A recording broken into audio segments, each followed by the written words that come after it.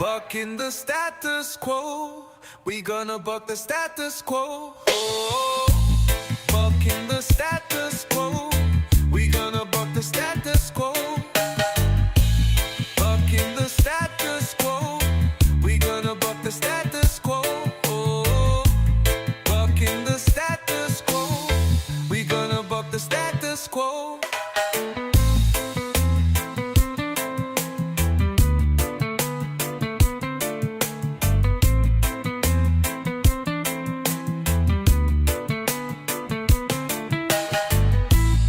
We're muted. Oh, wonderful. Wonderful. Here we are. Doing great on this wonderful, wonderful, wonderful Friday. How you doing, Will? I can't even be better. Oh, yeah? Yeah, it's that good. This rain has you really pumped I'm up, huh? feeling like living in the Pacific Northwest. Wonderful, wonderful, wonderful. Well, we're back with Grunt Style Foundation podcast hosted by Irreverent Warriors. I am Hugh Tyson from IW, and I'm with my illustrious companion. Will Wisner, nice to see you again, brother. Good to be back. Yep, my boss and friend, the executive director of the Grunt Style Foundation. And today we've got a cool lineup of guests. We are going to be covering Nate McDonald, our director of operations, is going to be stepping back. He's going to stay a member of the tribe, but this has been planned for a while, and he's going to be taking a step back. So we are bringing Nate on to celebrate him and to hear some of the wild stories. Adventures in IW land Yes. through the eyes of Nate McDonald. That'll be interesting. Yes, and also just to hear about the journey, his journey, in starting hiking with IW and then working on his mental health and then becoming a part of the organization and just understanding more about that. And he's an incredible encyclopedia of all the knowledge. And actually, I think he's here. Yes, he is. Hey, Nate, how's it going? And then after we jump in with Nate into that story, we're going to jump into War Cry for Change. You guys just did a massive press conference and hike and panel and everything at the Capitol in Washington, D.C., sponsored by senators and congressmen. So we are going to jump into that and talk about War Cry for Change and the overprescription of veterans and the tie to veteran suicide. That's right. And then we are going to get into IW upcoming events and hikes and whatnot. So it's an exciting lineup today. But we'll go ahead and lead off with so Nate. I know that you've been with IW for more than 7 years. And when you think back on how you got here and how you're able to now take some time to take a step back with your family because the organization is more mature now, walk us through that. Walk us through that journey there. Absolutely. I'll start with kind of wave tops and then we can drill down into any parts you guys want to tackle. But yeah, it's been a tremendous blessing, honestly. I went through quite a transition getting out of the Marine Corps and entering civilian world, becoming a DoD contractor, and had a hard time finding my tribe really early. This issue, mental health and suicide prevention in the veteran space, has always been absolutely critical to me. I've seen it played over and over in my time in service and post-service as a contractor. But I never really found I was involved with a lot of nonprofits, a lot of efforts, opportunities to make an impact here. But I didn't really find the thing that impacted me, that was a good fit for me. So I want to say it was 2018, early 2018, I found out about Irreverent Warriors. May have been a touch before that. Went to my first hike in Jacksonville, North Carolina. No idea what I was really getting into. As much as I have developed a friendship with Danny over the years, hadn't really heard his name, didn't know about Irreverent Warriors or Vet TV. But I went to the event, and it was the first time in forever that I really experienced veterans in an exclusive environment, just being raw and open with each other. And that was a piece of the puzzle that I thought was desperately important in changing these mental health and suicide trends that we've all seen over the years. So that's really what got me sucked in. Went to my first hike. It was in Jacksonville, which meant near Lejeune, all a bunch of young active duty bucks. So I was like, all right, this is what I'm getting into. Cool. I was already signed up to help start the first Fayetteville, North Carolina hike.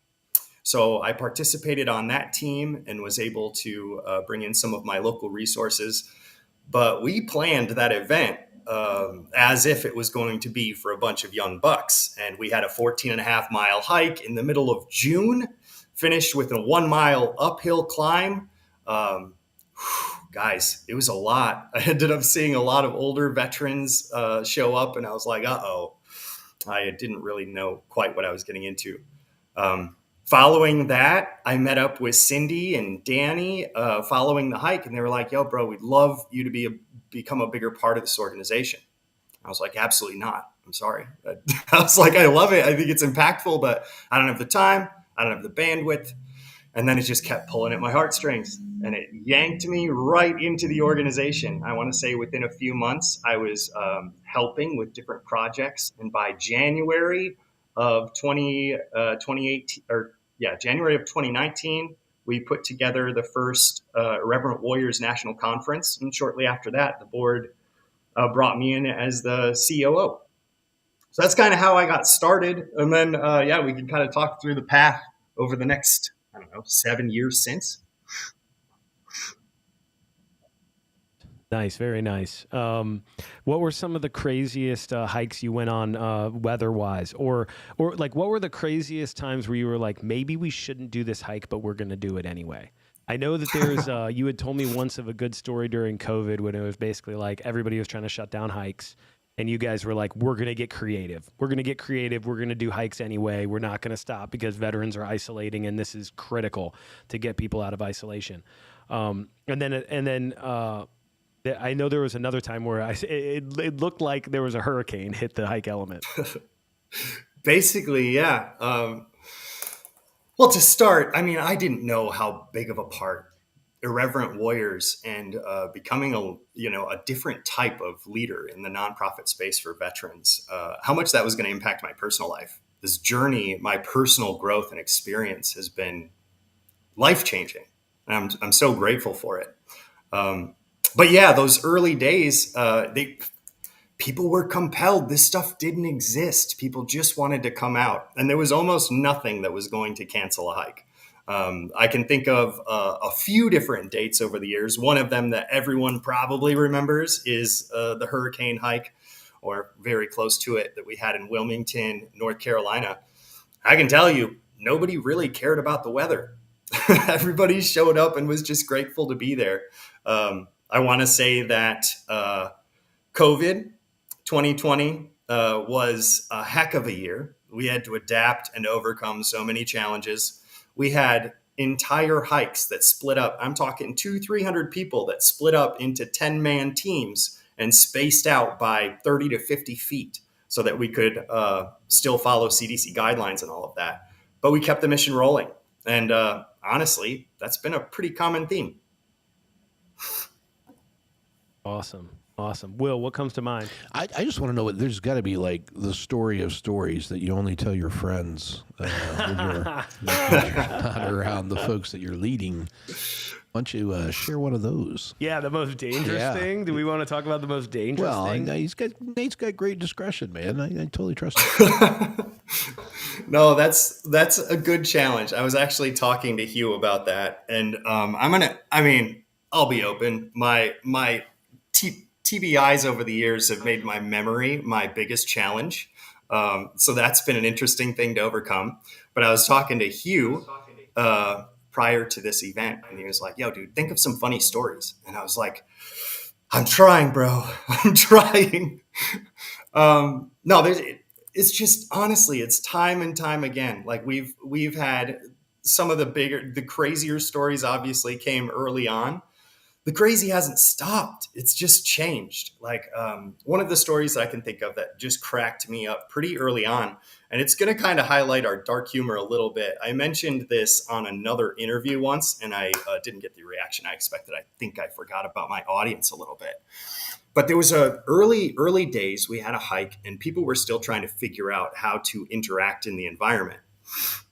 So it was a lot of awkward interactions. And this one kid was just quiet. He was so quiet. And I just kind of felt him hovering around groups of people. Well, we started talking about mental health in our fashion. like talking about mental health. So we're making some pretty dark jokes, guys. Like some of us were blushing, but it was all in good spirit. We were all doing it with the right intent. Well, this dude didn't know quite what he was getting into, but it was finally time for him to open up.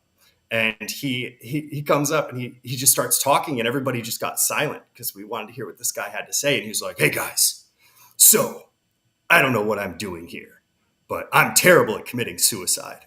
We're like, "Oh no, dude! Like, what are we talking about here? Let's dig into that." And while we're all just sitting here listening to him talk about the darkest day of his life, he was like, "And here I am, former Marine. I've used my rifle in and out for decades, and I went to make the final decision with my AR, and I dropped my mag." And he was like, "That honestly messed me up," because I was like, "Bro, if I drop my mag trying to kill myself, am I gonna ruin this and just blow half of my face off?" Like, it was just everybody died laughing. Like, that's not something outside that context that you can share and find joy and light in something that is the most devastating moment of a guy's life. As that progressed, I want to say a lot of the humorous moments came from people trying their best to be adults in an environment where it was just all kids. So I want to say that's been especially over the last 4 or 5 years, but seeing people try to wrangle these strays that they care the world about. They'll put an entire year into organizing an event just to bring people together and have them connect, and then just running around chasing stray cats. But yeah, it's even today, there's a different type of crazy, but it's still us. It's still our tribe. Every time they zoom in, I can't see your reactions, guys, and that just ruins me. So just talking to myself like over joke, here. you don't know Like, if it's landing. Yeah, for sure. We're figuring it out. We're figuring it out. But no, man, I am actually curious. I mean, you've been around for such a long time. You've seen so much. You've had, your understanding of what that organization is and all of the different periods of its growth and development over the years. What did you learn along the way? What is it that what wisdom does Nate today carry that Nate day one did not have? yeah, absolutely. Oh boy, there's been so much, guys. I want to say that early on, I was dealing with significant ego issues, right? I was coming out of a high powered career in the Marine Corps, felt like I was tippy top of the mountain. Transitioned into the contractor field. I was good there too, making some good money. So I think in those early days, I really thought that I was just here in a position of service. And I think that stunted my very early growth in the organization because I was just here to help these veterans that needed it more than me. I've learned so much about myself, about ego deaths over and over and over every week, about leading passionate volunteers. Like, you want to talk about a tricky problem that both of you in this room understand, but many don't. It's an entirely different type of leadership.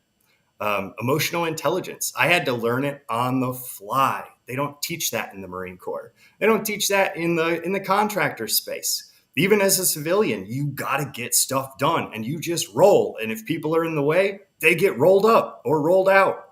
So, I mean, I can't tell you guys how much I've learned about substance abuse, substance management, limits and boundaries for myself and my own personal wellness.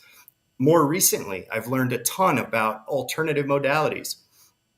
I want to say up until I ran into Irreverent Warriors and kind of got exposed to alternative types of wellness, I still had a basket of pills from the VA that I was trying to manage all these symptoms and sub-symptoms with. So now, like, seeing that provided to our organization has taught me an incredible amount about how I can find my own ideal custom path toward my optimal wellness. Absolutely. Yeah. Thanks for sharing that. Yeah. I think all of us have similarities in our different journeys, right? It's crazy. It's awesome. Well, anything else that you feel like you want to share today before we get into the War Cry for Change stuff in DC. I want to tell you that from me, learning from you and working with you, man, I love you and I love the way you work and everything you've brought to this organization. And you are the reason it has scaled over the past 7 years. You are the reason. So always so much gratitude. And I know you're staying on as a volunteer and a local coordinator down there in Florida. So you're not going too far, but you are leaving the role of operation. So much love. No, not at all. And go ahead, Will. I was just going to kiss your ass a little more, man. Love so much, buddy. Man, I wanted to echo what Hugh was talking about. You are the heartbeat of this organization, man. I've known that since the first day that I met you, talking about all the things that were going to come to pass in a very bright future. And I think that you carried us on your shoulders pretty much to where we are now. So I'm glad that you're not going anywhere. I am thrilled that we're still going to be marching down that road together in the months and years ahead. And I look forward to that. I hope that you get all the rest and take advantage of all the free time. Scaling your efforts back a little is going to provide to you, man. That makes me happy because you're one of the hardest working dudes I've ever met. So for sure. Sincerely, brother, thanks so much.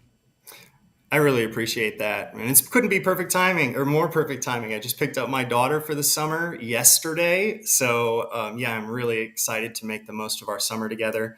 But yeah, I guess I have two messages, really, many more, but we don't have time for that. So I'll handle those later, guys. First of all, I'm grateful for the two of you. Y'all have set an example for me to follow. You both have taught me an incredible amount. And really just want to express gratitude to the organization as a whole. And I mean, early leadership, the struggle bus of the early days. I'm talking our general membership, our volunteer leaders. You all have taught me something. You've all been there at different periods of this journey for me. And I'm incredibly grateful to play a part. I appreciate y'all's kind words. I just feel like a piece of this puzzle, and not always a very big piece of this puzzle, but one I'm very grateful to play. And I want everybody to know, like, I'm still going to be here. You're not going to see me just jettison and disappear. Obviously, I'll be involved here in Fort Walton Beach, but y'all have become my network. So many of the people in Irreverent Warriors leadership and otherwise are my family and the extensions of my family. So that's really the final message I want to leave you all is I'll be here. Reach out to me. I'm still going to be working. I'm dropping my hours down, reducing my responsibilities a little bit, but I'll still be here. I'll still be active. I'll still be involved. Don't think that this is me bouncing out of our network. Find your own tribe in this organization. Make sure that you're responsible with your relationships inside and out of it, and leave it better than you found it. It's all of our responsibility. Wow. Yeah, I can't follow that up. That was incredible. Thank you, Nate, so much. And it's not goodbye. It's see you later. Heck no. So absolutely. Thank you so much. Thanks. Great seeing you today. All right. See you in the meeting on Monday. Next. All right. Yeah.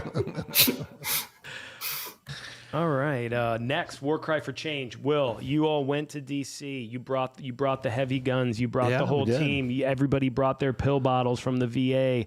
Everybody took their pill bottles from the VA and dropped them into a crystal skull, returning them, giving them back there at the Capitol. That's right. Right there with Congress in session. So please fill us in. How'd it go? What was the play of action and what came from it? What are the next steps? Man, well, what was the play? Well, the play was to raise awareness on a larger scale. You know, the objective is always to penetrate the bubble.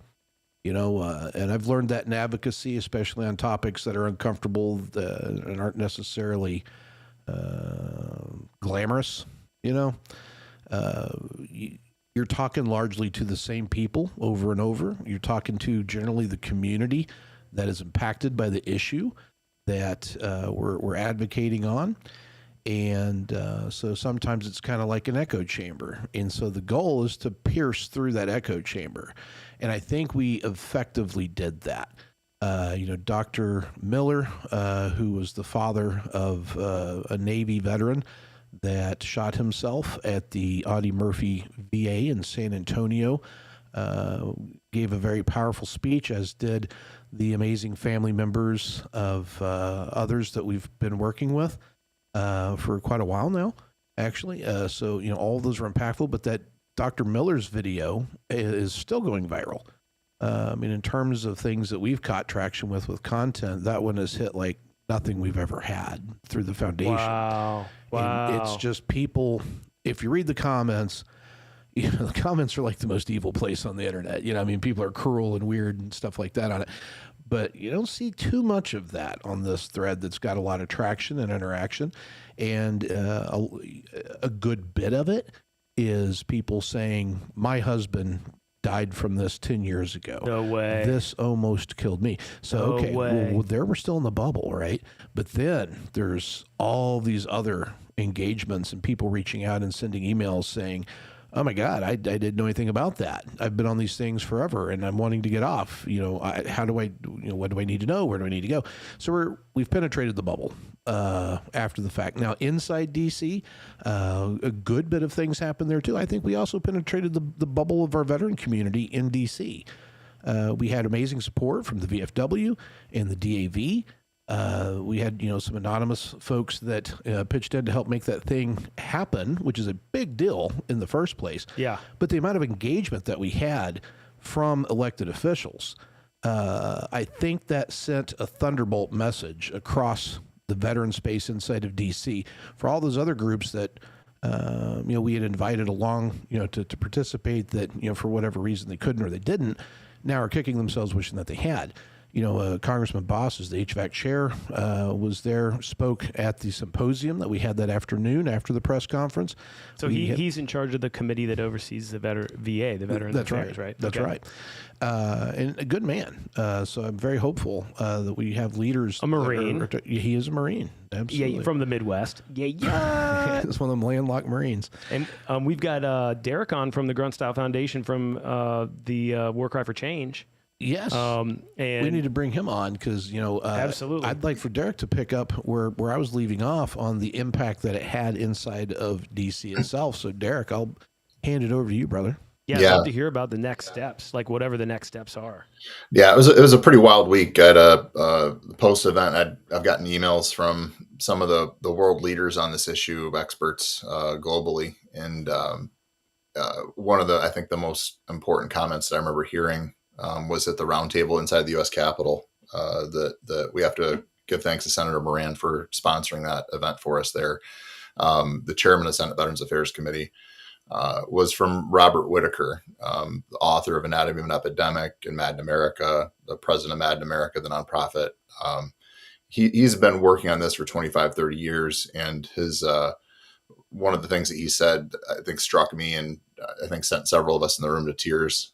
My friend Angela Peacock, I'm sure is probably in the same place that I was, is that these events that we were hosting over those 2 days gave him more hope than he's had in 25 years of his efforts around this issue. And so I think what we're seeing is we're helping to inspire not just the veterans community, but all Americans who've got a family member that's been impacted by this. And so first, I just have to say, we have to thank some people.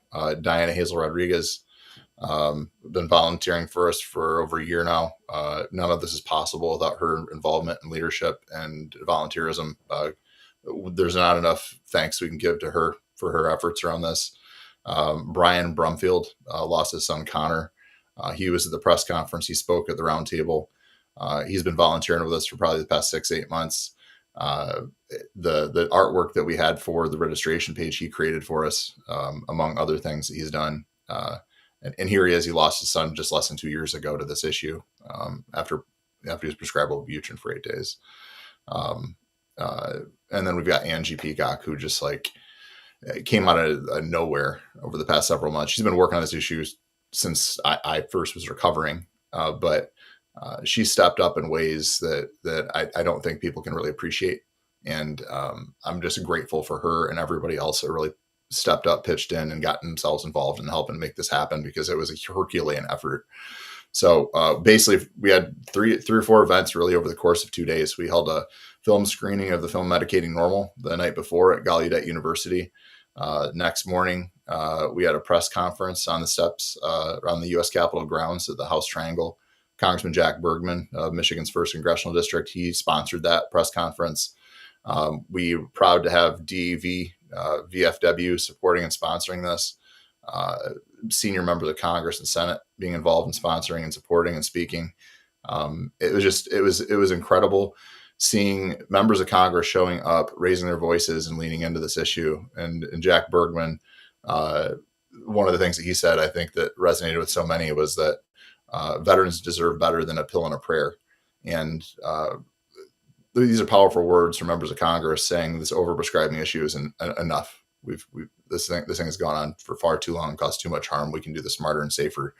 And so I'd also add that the roundtable that we had in the U.S. Capitol, I think, is historic in nature, and that it wasn't just a half-day summit.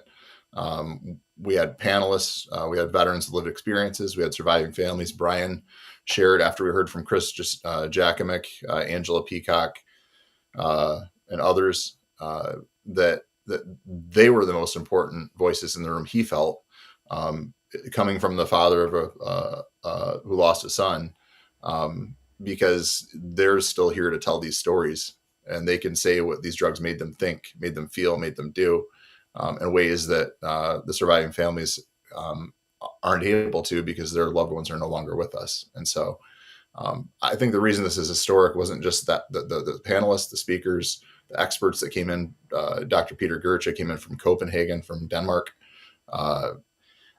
It was historic because this is the first time since 2010 this issue has really been brought to the forefront inside of the U.S. Capitol building.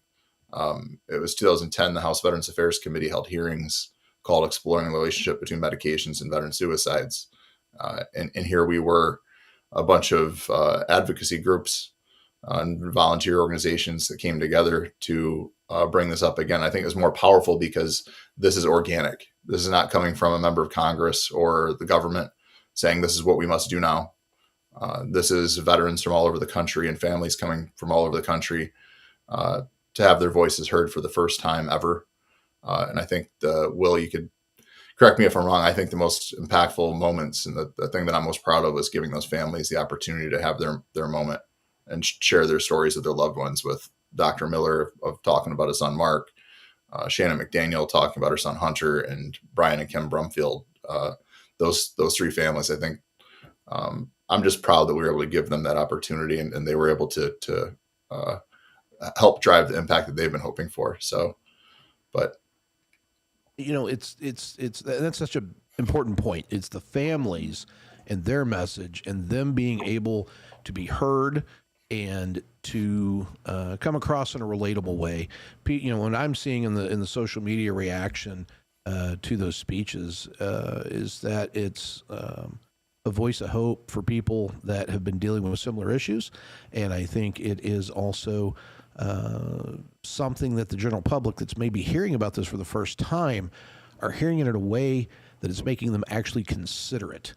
Because these weren't voices of the politicians that were getting up and lecturing on some kind of an agenda. These were not special interest groups, that were there to, pitch something to turn around and sell a product off of it or try to establish an industry. This was literally people that were just speaking raw. And people's bullshit meters are good in the country. For sure. They hear that, it resonates, and that is what I was talking about earlier about penetrating the bubble. And so I think that for the first time that I've seen in this, that on a mass scale where people are just running into the issue and then engaging it. And it's not some, somebody that's got a beef with Bobby Kennedy Jr. or something talking about how he's against SSRIs and it's some political spin. This is like actual conversation that's happening. Yeah, absolutely. Yeah, when I think about myself and I see press conferences, in the Capitol and at the White House all the time, and it always feels like you're getting pitched something. You always feel like there's some scripted bullet points that they're all repeating, that are preordained and approved and written by somebody else or something. And in this case, these folks are saying my child went to the VA for having a panic attack, and they give them a medication that causes suicidal ideation, and then they take their life, right? Just all these different stories of I go to try to get help, and I'm just given pharmaceuticals, right? That's right. Instead of being empowered to find some answers and do some difficult work, You betcha. And I think the other powerful thing about this whole event is that we're the people, and I said this when I spoke on that evening at the symposium when I was opening up prior to Dr. Gochi and them going on. This was like the Emperor's New Clothes parable, right? We were the people that were saying, hey, the Emperor has no clothes, with a voice loud enough for other people in the crowd to hear it. So it was kind of cathartic, and I think it was kind of inspiring just hearing authenticity, coming out on a topic and everybody being like, oh man, that was just said, and look at the place we're in, and look at the audience. Like, this gave people hope, man. And there is a difference between being hopeless and being helpless.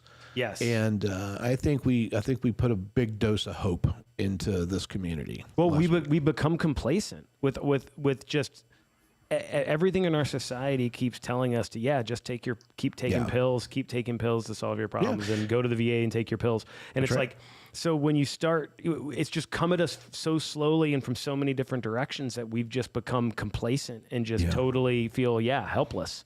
So well, and I think what's next is we've hit that objective. We've penetrated that bubble. We've crossed that phase line. We're now have a beachhead into the greater public consciousness, and now it's time to build systemic momentum and get in there and spread this message loud and large, and look for partners that are also passionate about this, that also have large voices and loud voices rather, and work with them to spread that awareness. And let's just keep taking ground, and let's assault, just get through. The Irreverent Warriors Tribe is 100% behind this. Why don't you tell us a little bit about what you saw from the Irreverent Warriors Tribe when you were out there?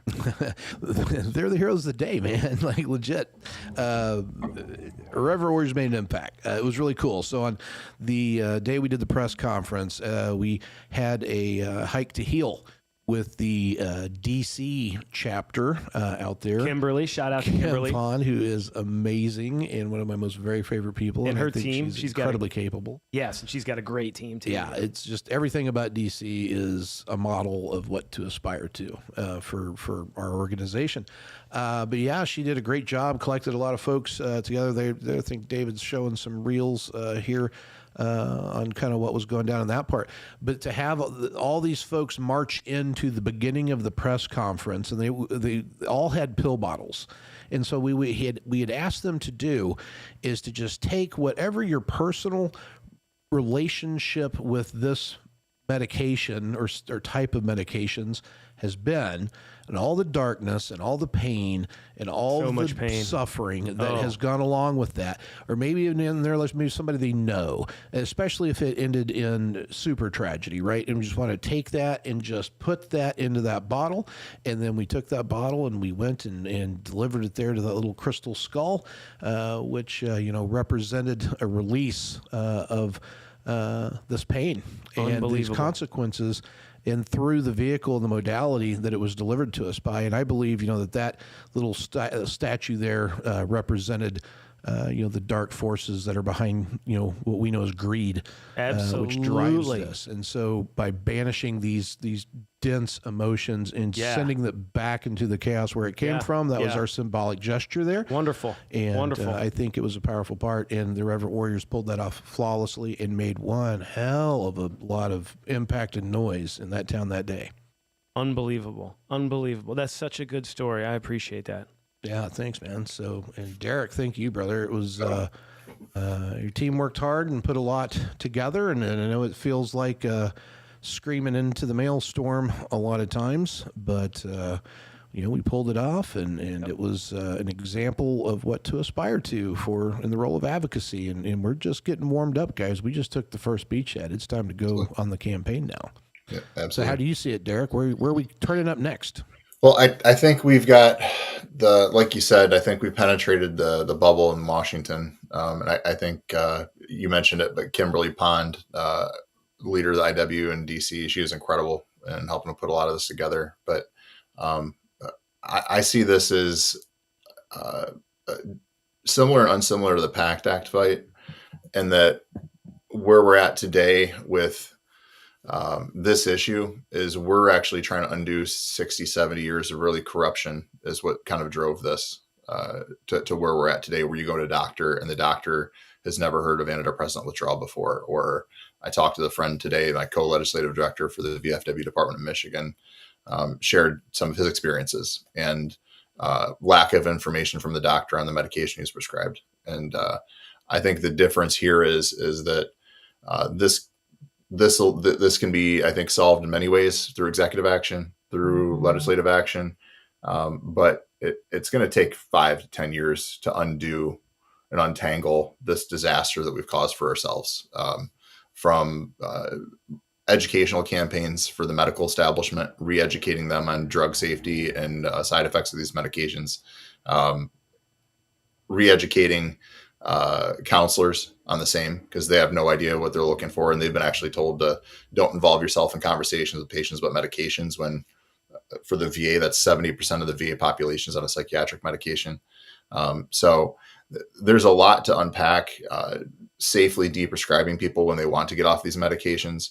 Like, we are so far from where we need to be, and it's going to take years. There are some things that we can see, I think, in the short term, as we discussed, from HHS, VA, executive action, policy changes, educational campaigns, etc. But I think where we're really going to need to see the action is actually on the ground, in the field, in states across the country. Because I think we can see action from the feds, but there's a lot the states can do too. States can pass informed consent laws. That this would not just apply for veterans, but all Americans. And I think that's a heavy direction we need to be looking at and leaning into, because that's where the groundwork is done locally. So,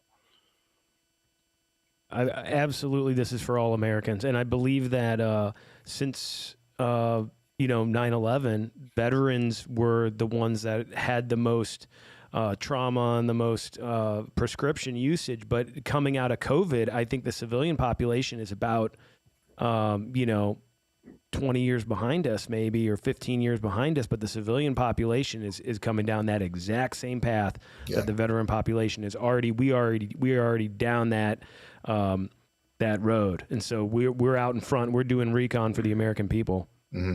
It's a great opportunity for IW.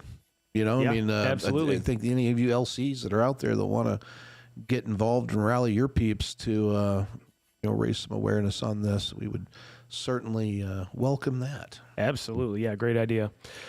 All right. So thank you so much, Derek, for joining us to talk about War Cry for Change in D.C. And looking forward to, as we think about next steps, let's talk about actual next steps. We've got Matt Scally and we've got Stacy from Indiana, IW Indiana, and we're going to talk about some next steps we are actually taking on some hikes and some events and some upcoming things in the IW world. So, Matt, tell us, what is next on the calendar for IW in 2025? We've got quite a few things coming up. This weekend, we do not have any silky hikes, but that actually works out to our benefit. Gives everyone the opportunity to wait by their mailbox for the fresh off the print 10-year anniversary IW Silkies. So if you ordered your thigh huggers, they are in the mail and they're on their way to you. So keep an eye out. I know I'm excited to get to my next hike and show those things off.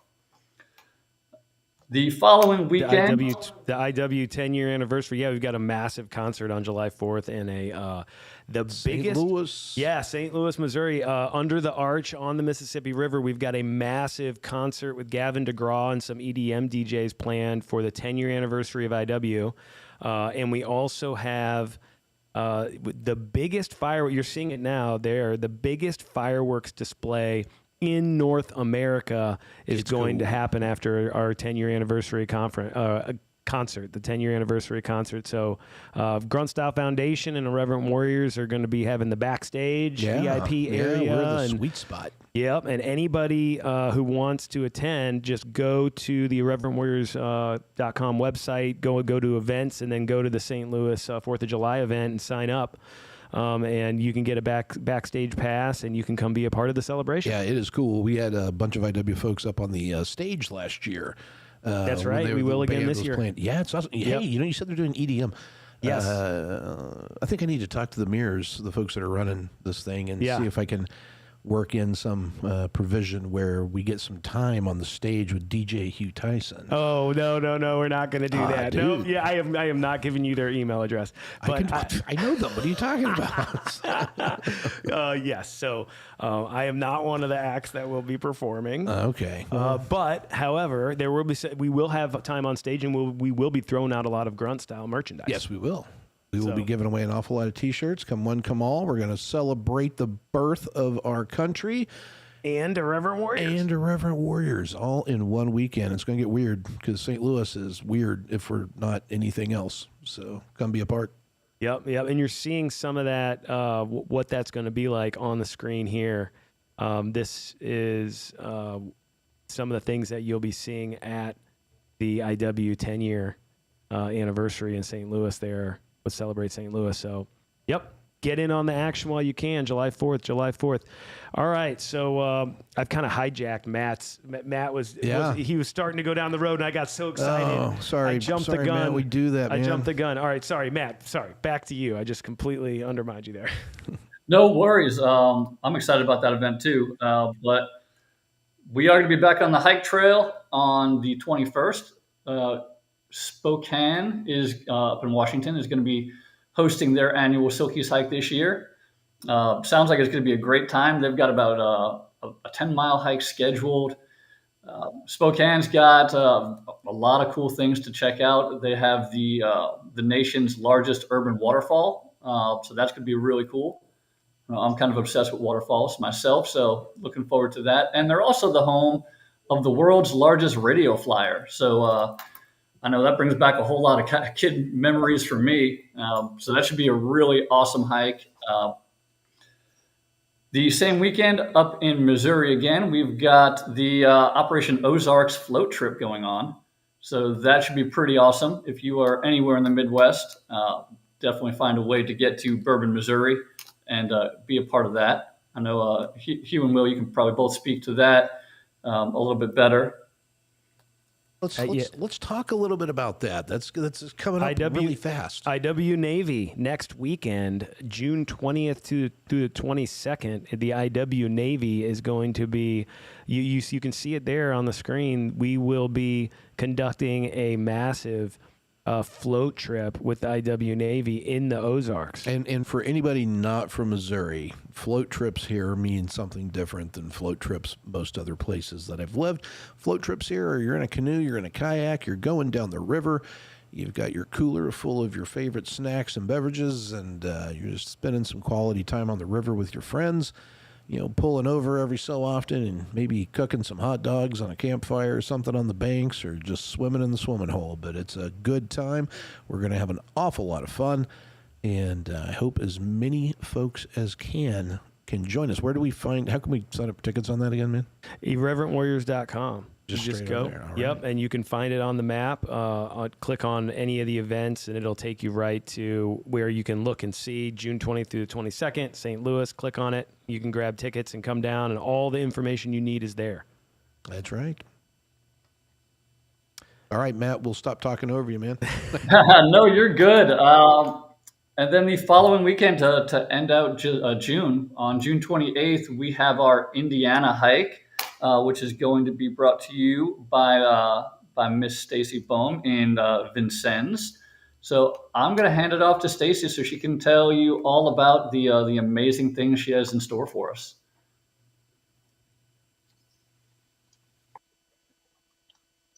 Hi guys. Hey, I am super pumped to be Indiana's premier hike this year. We are the only hike, so it makes it really easy to be the premier one. But we are starting pretty strong with our mayor proclamation. He's actually declaring the entire day that day, June 28th, as Irreverent Warriors Mental Health and Suicide Prevention Day in Vincent, Indiana. So we're pretty pumped to have his support and the support of our city officials with that project.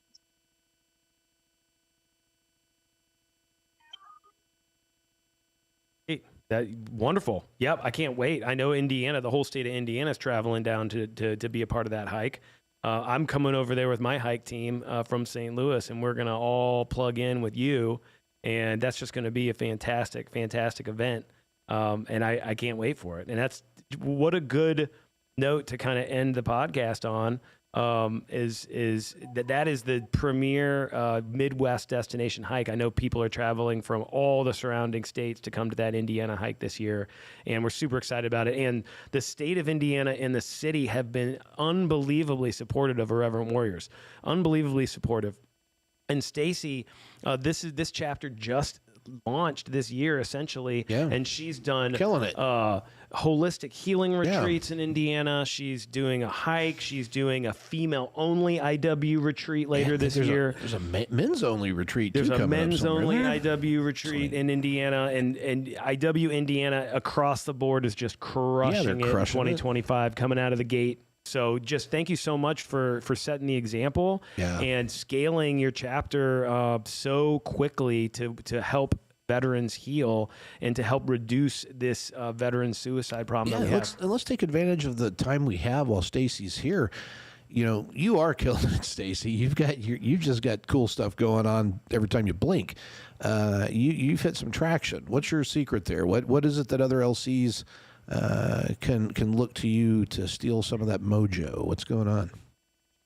It's not me. It's my entire team. You know, when I first started community development, everyone gave me a little bit of a hard time because I have 11 people on my leadership team. But when you're trying to go big and go bold and save lives, it takes an entire team. And it's not just my team working on these retreats, it's also Indianapolis and their leadership team. You know, we were able to launch the first integration retreat in May. And from that, we were asked if we could do a female only and male only retreat. And of course we can. Who else better to do it than Irreverent Warriors? Of course we're going to do that. When it comes to healing and saving lives, that's why we do it. That's why we're here. That's why it's our why. But really having a team and a national organization that backs you and backs healing and really wants, you know, that altruistic reason for healing is imperative to stay motivated to continue to drive the mission. And our female retreat is like 50% sold out already. So if you want to attend the female retreat, you need to get tickets real soon. Awesome. Thank you so much. Well, thank you for everything you do. Yeah, thank you so much, Stacy. You are definitely a superstar, and I really like your sparkly jacket. Yes. I think you need to wear that in St. Louis if you come down for the 4th, but be warned, you will sweat to death in your sparkly suit. Yeah, we will have shade. We will have fans. We will have ice cold drinks, but it will be hot. It's July. It will be hot. It's July in St. Louis. All right, but we will be on the Mississippi River, so we'll be on the waterfront. Thank you so much, Stacy. It's volunteers like you that make Irreverent Warriors the tribe that it is. So thank you so much. And to all of our listeners today, thank you so much for joining us again. As usual, you can join us every Friday here at noon Central Time on any of the Irreverent Warriors or Grunt Style Foundation pages. And be sure and check out some of our other podcasts that we have going on. We do Gaslighting the Warfighter about once a month. We've got a new Triangular Compass episode dropping about once a month. And we do X Spaces. If you're over on X, formerly Twitter, we do those every Wednesday at 7 p.m. Central, 8 Eastern.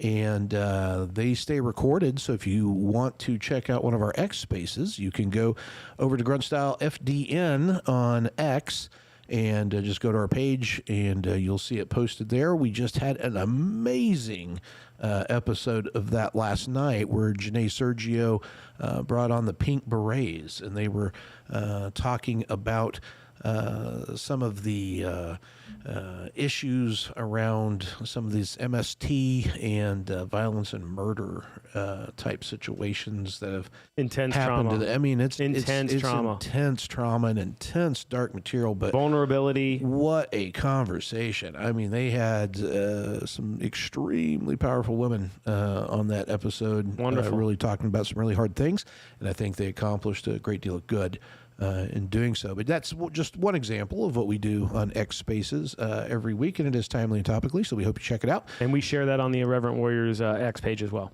Oh, fantastic. And yeah, everybody jump in on that. You know, that's the cool thing about X Spaces is it's open mic kind of a deal, or I don't know if it's open, but we call people up onto the stage and they participate in the show and ask questions and give their insights and comments. So anybody can join, and anybody can join. Anybody can ask a question and speak and be a part of it. That's right. Awesome. That's fantastic. Yeah, I love that show. All right. Well, thank you, everybody. Great seeing you today, and have a wonderful weekend. All right.